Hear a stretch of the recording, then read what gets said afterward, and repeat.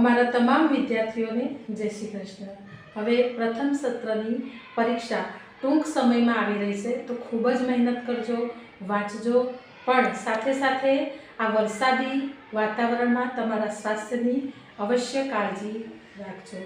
જેમ કે બહારનું જંક ફૂડ તો ખાવાનું જ નહીં, એને ટાળવું જોઈએ, કારણ કે એમાં હાનિકારક તત્વો આવેલા હોય છે, જેથી કરીને કેન્સર જેવા રોગો થઈ શકે છે। પાણી ઉકાળેલું જ પીવું, વધારે પાણી જ્યાં ભરાયા હોય તેવી જગ્યાએ જવાનું ટાળવું જોઈએ, કારણ કે ડૂબી જવાનો ભય રહે છે। તાવ, શરદી, ઉધરસ જેવા વાયરસથી બચવા માટે માસ્કનો અવશ્ય ઉપયોગ કરવો।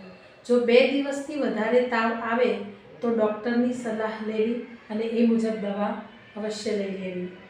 મચ્છરજન્ય રોગોથી બચવા માટે મચ્છરદાનીનો ઉપયોગ કરવો અને મોસ્કીટો ઇક્વિપમેન્ટનો પણ ઉપયોગ કરવો। આ બધી કાળજી અવશ્ય રાખજો। જય હિન્દ, જય ભારત, જય શ્રી કૃષ્ણ।